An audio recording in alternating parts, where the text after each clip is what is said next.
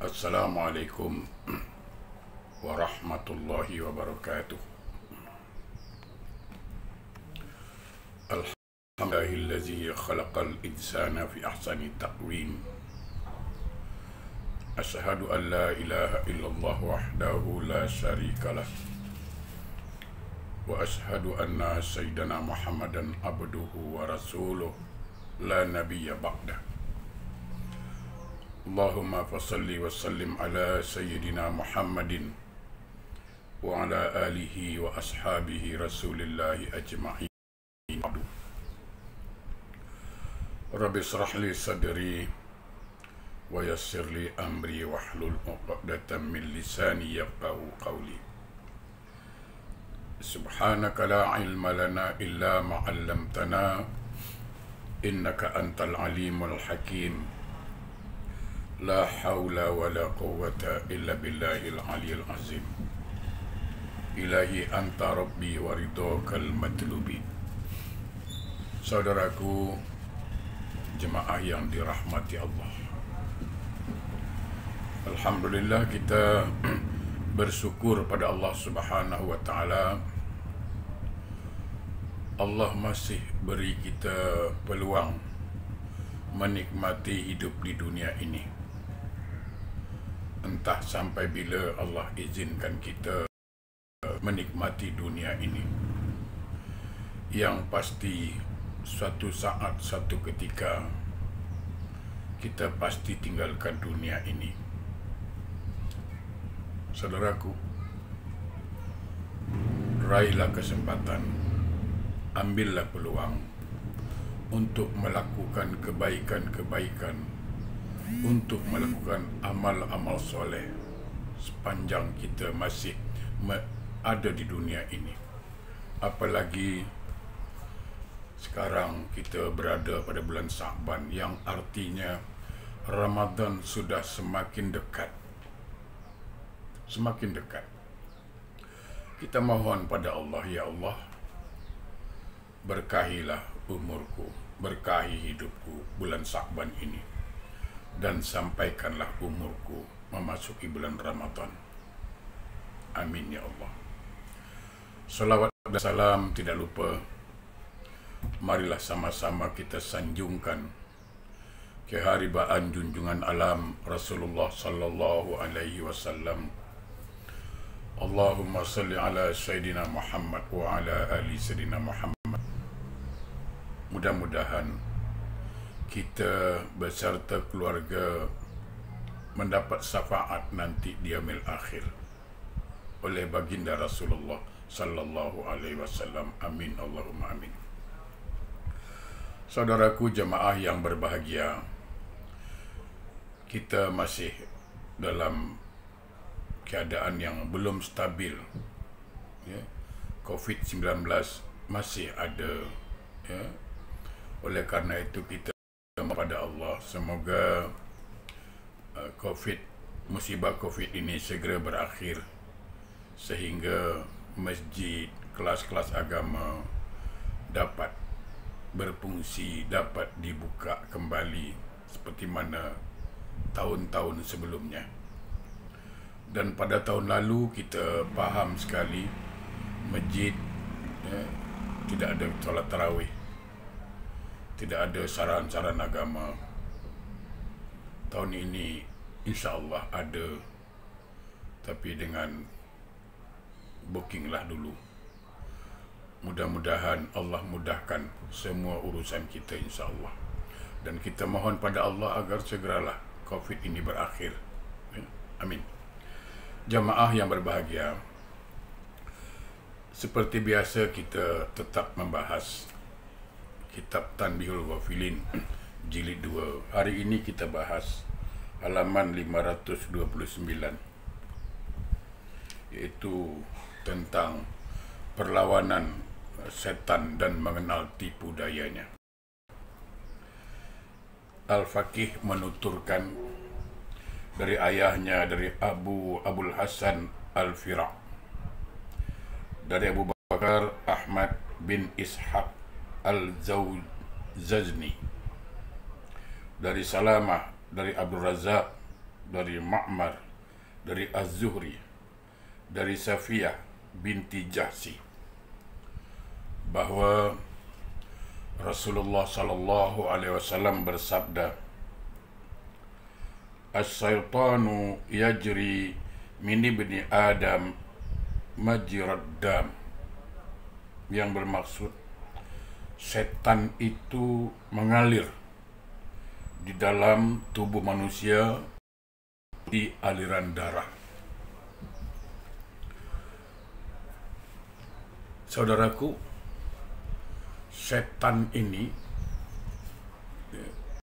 adalah sejenis atau lebih dikenal satu makhluk yang durhaka kepada Allah.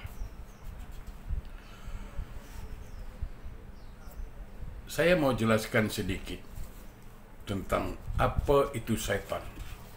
Ya. Kita masih ingat dulu bila orang tua kita mengatakan, hati-hati kalau kita jalan malam atau keluar maghrib, hati-hati nanti setan kacau kau. Kita tanya mamak kita, bapak kita, setan tu macam mana pak? Setan tu bertanduk, gigi panjang, itu selalu. Macamlah mak bapak kita dah tengok setan pula. Ini hari saya nak jelaskan satu pendapat ulama. Saya anggap pendapat ulama. Terserah sama ada kita sepakat dengan pendapat dia atau tidak, itu terserah. Tapi saya ingin menyampaikan ini salah satu pemikiran yang boleh saya katakan dia seorang ulama, yaitu setan ini adalah sifat dari makhluk. Saya ulang balik, bahwa setan ini adalah sifat dari makhluk. Jadi begini,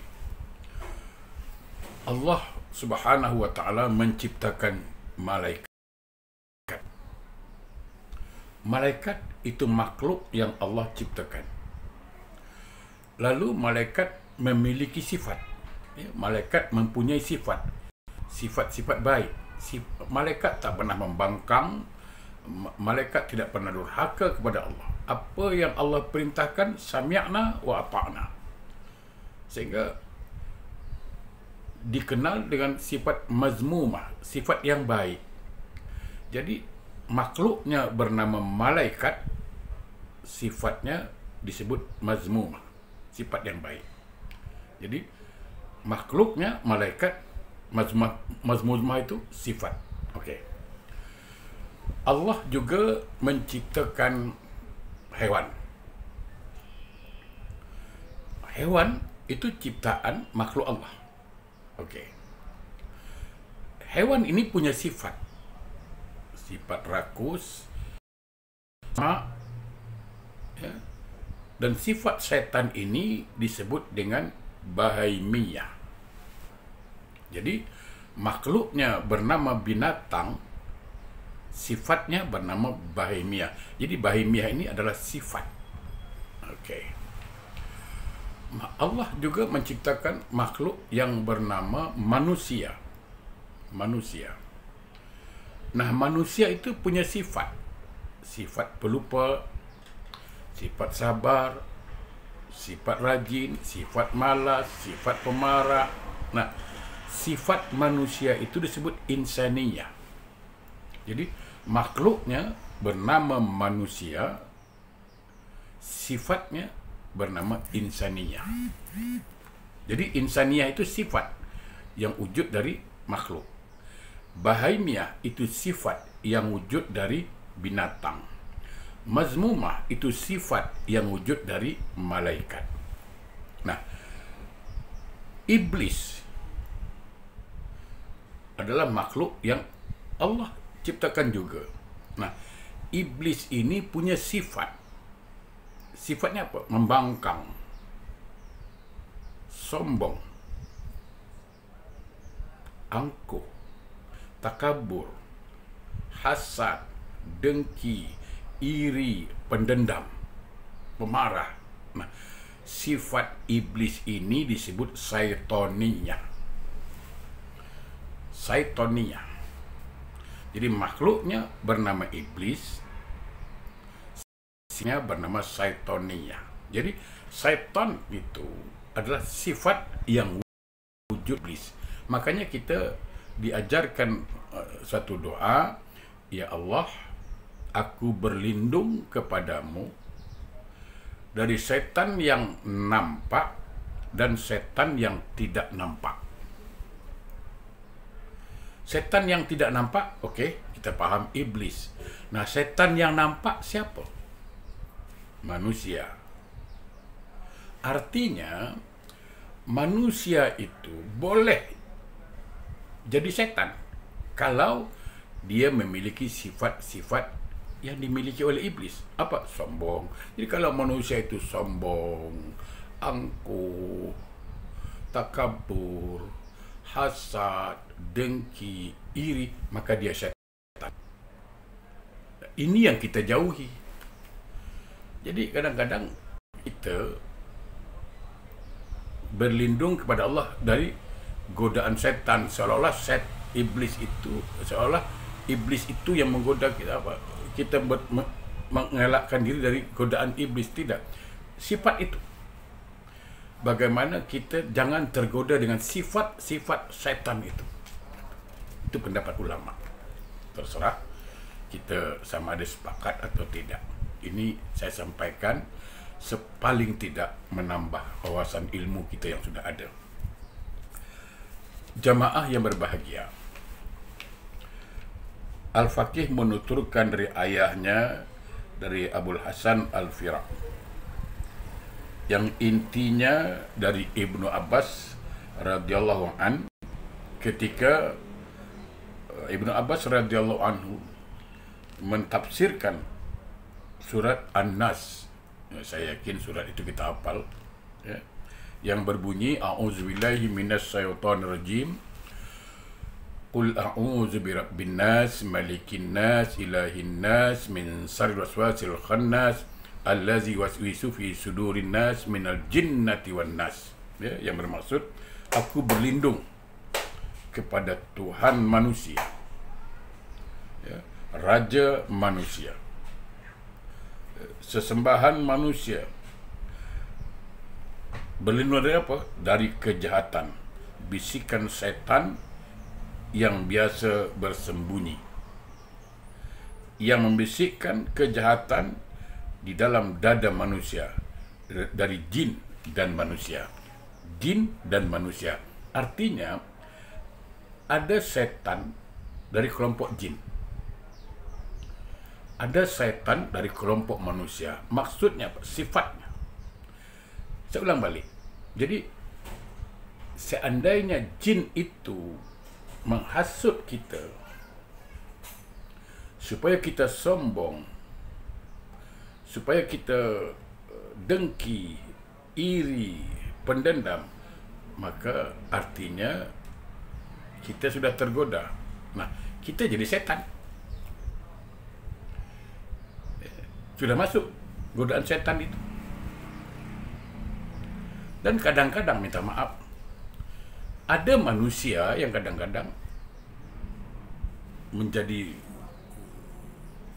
kipas sate, pemanas, menghasut supaya kita dendam dengan orang, supaya kita dengki dengan orang itu. Nah, orang ini jadi setan.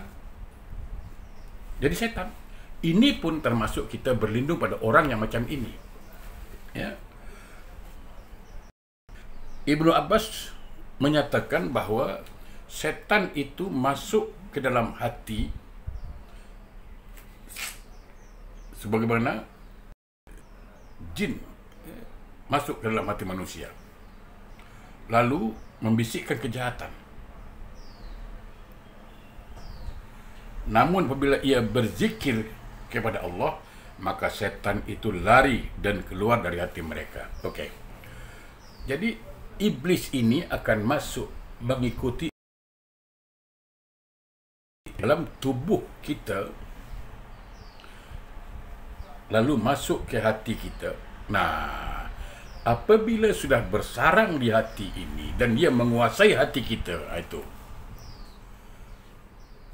Ini yang susah ini. Kalau sudah bersarang di hati, dia kuasai hati itu. Nah, kalau sudah dia kuasai hati dan perasaan kita, saya teringat hadis Nabi yang mengatakan, inna fil jasadi mudghah. Di dalam tubuh manusia ada seketul daging. Iza saluhat jasadu kulluh. Wa iza fasadat jasadu kulluh ala wa hiya qalbi. Di dalam tubuh manusia itu ada seketul daging. Kalau daging itu bersih, maka bersih seluruh tubuhnya. Tapi kalau daging itu kotor, maka kotorlah seluruh tubuhnya. Itulah hati. Jadi kalau hati ini sudah dikuasai oleh setan, maka yang muncul keluar apa? Sifat-sifat setan. Mulutnya akan berkata kasar, menyakitkan hati orang. Pemikirannya akan salah. Hasad, dengki, iri, sombong muncul semua di situ. Kenapa? Karena hatinya dikuasai setan. Nah, yang boleh mengusir setan dari hati kita, zikrullah. Zikrullah.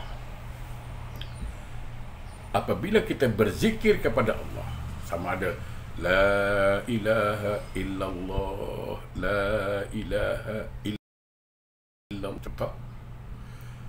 Panas. Setan itu panas. Iblis itu panas. Dia tidak tahan. Lalu dia akan keluar.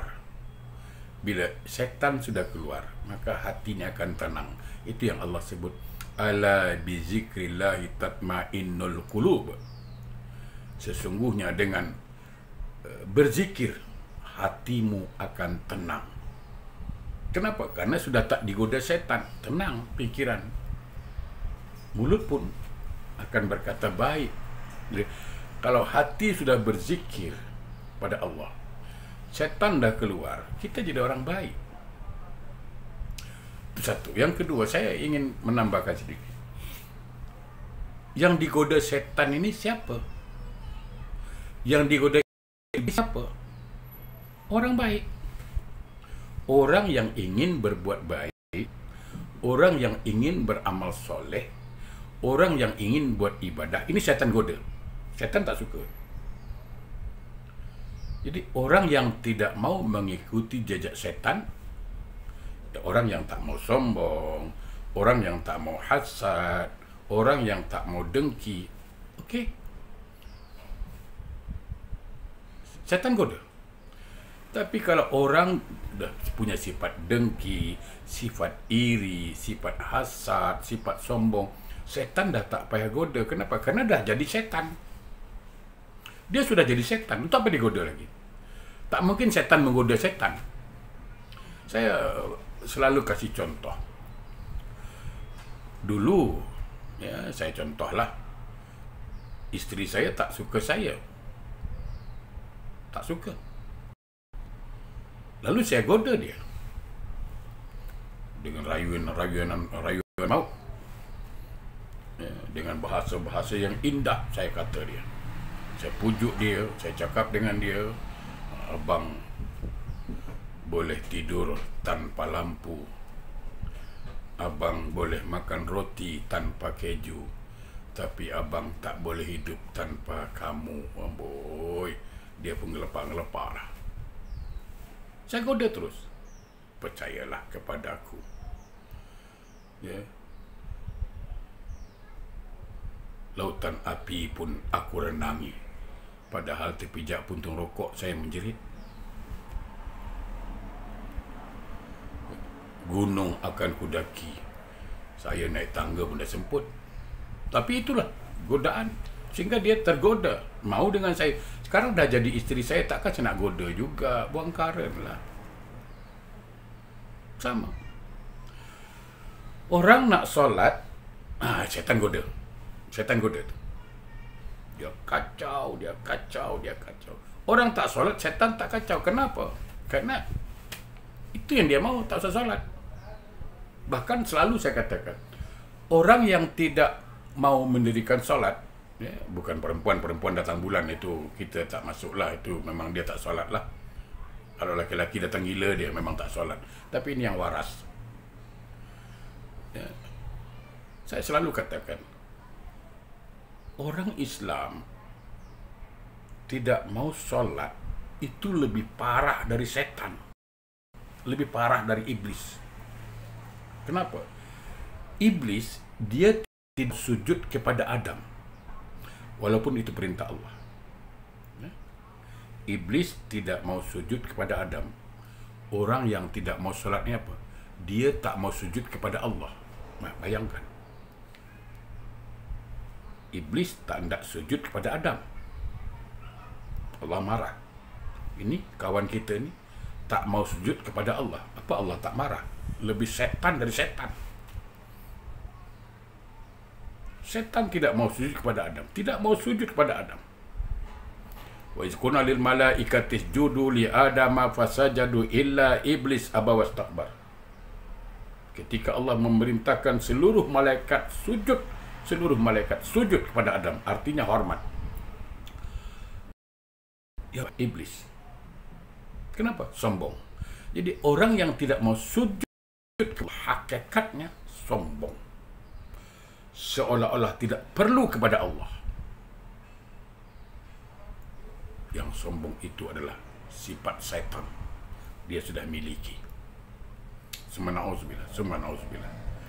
Ya, makanya dalam Al-Quran kita diajarkan apa? Wala tattabi'u khutuwatis syaitan. Innahu lakum aduwwum mubin. Ya, itu ayat selalu kita baca. Jangan ikuti jejak langkah syaitan. Artinya jangan ikuti sifat-sifat syaitan. Karena setan itu musuh yang nyata. Jadi alangkah saudara, musuh mestinya kita jauhi. Musuh kan? Tidak ada musuh yang berniat baik. Musuh kita ada niat baik dengan kita, tak ada. Setan tidak pernah berniat baik pada kita, tidak pernah. Setan akan selalu menghasut bagaimana supaya kita ikut jejak dia dan akan bersama dia nanti di neraka, na'udzubillah. Maka Allah perintahkan, jangan wala tattabi'u khutuwati setan, jangan engkau ikut perangai setan. Apa? Sombong, hasad, dengki, iri, pendendam, pemarah dan tidak mau tunduk pada perintah Allah. Setan.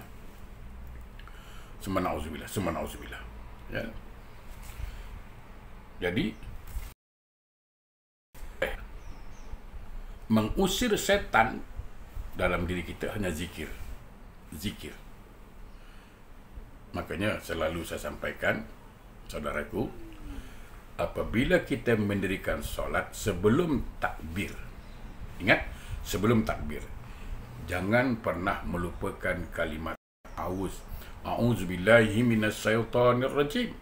Ya Allah, aku berlindung kepadamu dari godaan setan. Kenapa?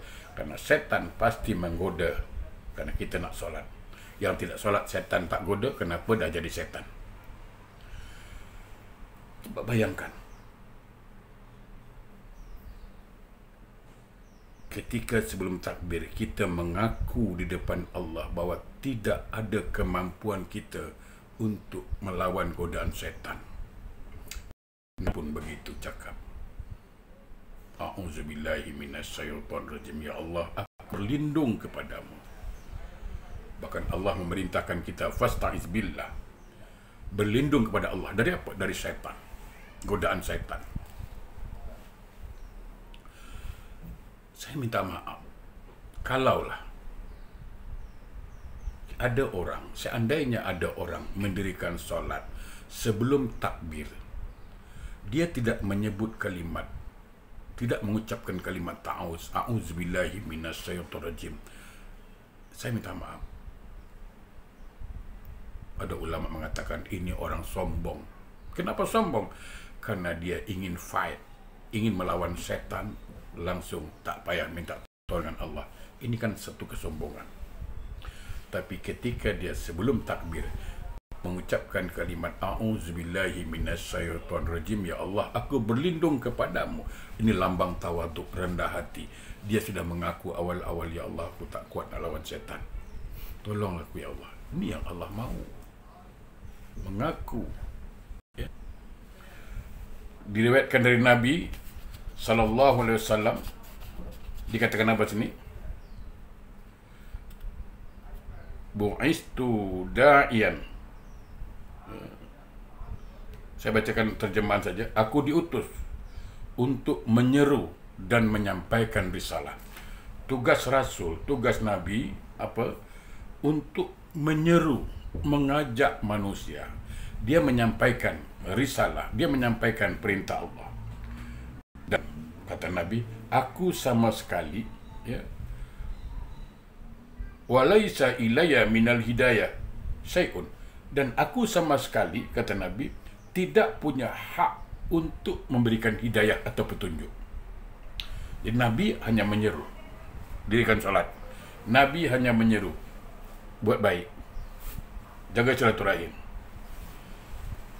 Tapi Nabi tidak punya hak memberikan hidayah atau petunjuk. Kenapa? Karena hidayah, petunjuk itu milik mutlak, milik Allah. Andai kata Rasulullah boleh kasih hidayah, tentu paman beliau Abu Talib masuk Islam, Abu Jahal masuk Islam. Tapi karena dia tidak berhak. Andai kata Nabi boleh kasih hidayah, boleh kasih petunjuk, tentu bapa Nabi Ibrahim akan Islam, anak Nabi Nuh akan Islam, isteri Nabi Lut akan Islam. Tapi karena Rasulullah SAW hanya diberi tugas menyampaikan, mengajak, menyeru manusia, dia tidak punya hak memberikan hidayah. Sama di situ. Apa? Dan iblis itu diciptakan Allah untuk membujuk, merayu, menggoda, dan sama sekali tidak punya hak untuk menyesatkan. Jadi, saya ulang balik. Allah menciptakan Rasul, menciptakan Nabi, mengutus Rasul, mengutus Nabi hanya sebagai penyeru. Hanya sekedar memberi petunjuk. Dia tidak ada hak, tidak ada kuasa untuk memberikan hidayah atau petunjuk. Iblis begitu. Iblis, dia cuma boleh menggoda manusia. Dia hanya boleh menghasut manusia, namun dia tidak punya kemampuan untuk menyesatkan. Oleh karena itulah, jemaah yang berbahagia, kita selalu memohon rahmat Allah. Saya ulang lagi, kita selalu mohon rahmat Allah. Kalau Allah sudah berikan kita rahmatnya, bila rahmat Allah turun kepada kita, insya Allah setan takkan mampu menggoda kita. Kenapa? Karena orang yang dirahmati oleh Allah akan selalu dilindungi oleh Allah Subhanahu wa ta'ala. Jamaah yang berbahagia, dijelaskan apa? Iblis hanya menggoda untuk melakukan maksiat, tidak lebih dari itu. Dia cuma goda je. Dia bisik. Maka saya katakan tadi, saya ulang balik.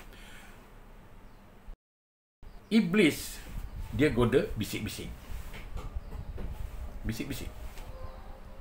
Melalui bisikan. Manusia kadang menghasut, iblis menghasut kita kadang-kadang lewat bisikan. Tapi manusia kadang menghasut kita terang-terangan. Mana lebih setan ni? Manusia dia menghasut kawan dia, dia hasut sahabat dia, saudara dia, terang-terang dia hasut. Lebih teruk dari setan. Setan cuma bisik-bisik je, dia bukan bisik-bisik, bro. Dia, Masya Allah, dia langsung terang-terang dia. Lebih setan. Setan pun selender dengan dia. Jadi sekali lagi saya katakan, iblis itu hanya punya kemampuan menggoda, membujuk, merayu, tapi tidak punya kemampuan untuk menyesatkan. Oleh karena itu, firman Allah mengatakan apa? Dalam surah Al-Fatir ayat 6. Allah perintahkan, a'udzubillahi minasyaitonir rajim, innas syaitana lakum aduwwun fattakhizu aduwwa. Innas syaitana lakum aduwwun fattakhizuhu aduwwa. Sesungguhnya setan itu adalah musuh bagimu, maka anggaplah, jadikan dia musuh yang nyata. Innahu lakum aduwwum mubin. Jadikan musuh yang nyata. Yang namanya musuh, jangan dekat. Jangan dekati dia. Musuh, jauhi. Itu. Ini bagaimana kita menjadikan setan sebagai musuh kalau kita dekati sifatnya. Kita rasa dengki, iri, macam mana? Ya. Oleh karena itu, perintah Allah, wala tattabi'u khutuwati syaitan, jangan ikuti jejak setan. Artinya jangan dekati, bujuk rayu setan. Artinya jangan ikuti sifat-sifat setan tadi. Kalau ada sifat sombong, jangan ikut. Lawan dengan tawadhu. Dia ada bisikan sombong, siapa aku, kalau aku tak buat, nah sombong. Okay. Kalau ada bisikan setan speria dalam beramal, lawan, karena dia musuh. Musuh menjahanamkan kita lah. Kalau kita nak sedekah, sayanglah, muncul kedekut, bakhil, lawan sifat bakhil ini dengan apa? Pemurah. Sebab kalau kita ikut bakhil, berarti kita sudah terbujuk oleh setan dan menjadikan setan sebagai kawan. Nah, itu dia. Ya. Baik, jamaah yang berbahagia, mudah-mudahan bermanfaat apa yang disampaikan. Yang benar datang dari Allah, yang salah dari saya. Mudah-mudahan sekali lagi kita berharap kita dapat masuk menemui bulan Ramadan tahun ini, insyaAllah. Wassalamualaikum warahmatullahi wabarakatuh.